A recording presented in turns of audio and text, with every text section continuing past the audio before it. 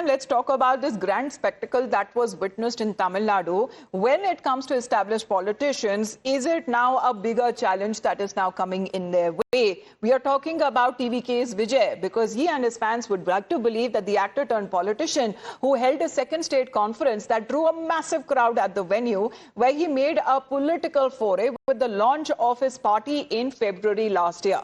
The actor politician that was named as TVK's CM candidate in July this year, and next month that he will now be embarking on a statewide tour to connect with the people on a larger scale. But actually, can Vijay master the political arena? Let's talk about the multiple promises that have now been made as far as the new launch party of TVK is concerned. One of the promises that actually talks about when it comes to abolishing the post of the state governor, we have seen the kind of intense face-offs that have been happening even with the current leadership. Another promise goes on to mention of replacing reservation with proportional representation. Another promise that talks about implementing the two-language policy with Tamil getting the primacy, where it has been the language war mainly that has also emanated from the state of Tamil Nadu. Also, establishing a branch of the state secretariat in Madurai when it comes to this large-scale event that actually was happening in Madurai itself. But when it comes to also framing of special rules for the conduct of MLAs and ministers, that seems to be one of the 6 promises. And lastly,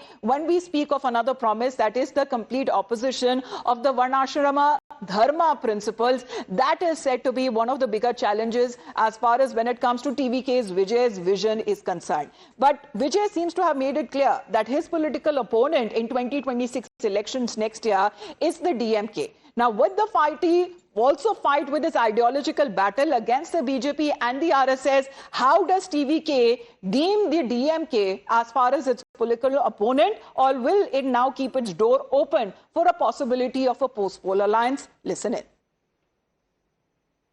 நம்மளுடைய இந்த கூட்டணி சுயமிழந்த கூட்டணியால இருக்காது, சுயமரியாதை கூட்டணியா தான் இருக்கும். இந்த ஒரு பக்கம் ஆர்எஸ்எஸ் கிட்ட அடிபணிஞ்சுக்கிட்டு, இன்னொரு பக்கம் மதச்சார்பற்ற கூட்டணின்னு இந்த மக்களை ஏமாத்துற கூட்டணியால நம்ம கூட்டணி இருக்காது.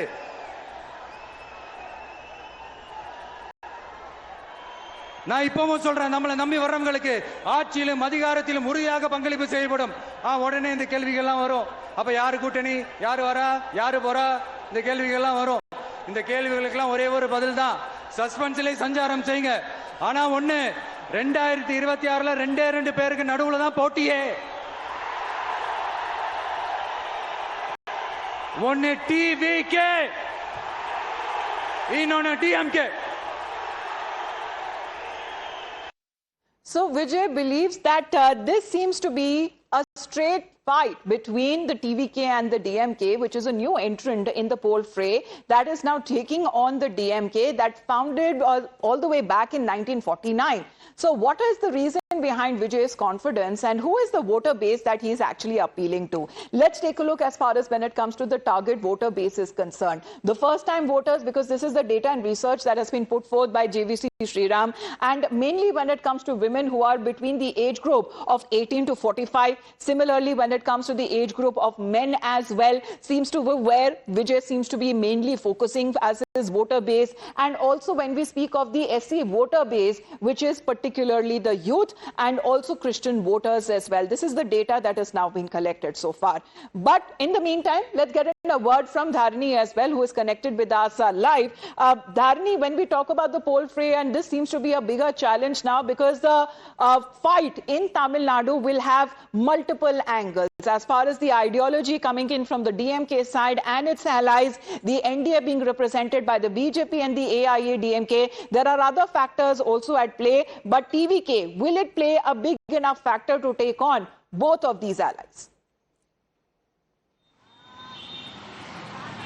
Well, at the moment, it looks like a three-cornered fight in Tamil Nadu in 2026. One is the DMK alliance, then comes the ADMK alliance, in which BJP is part of.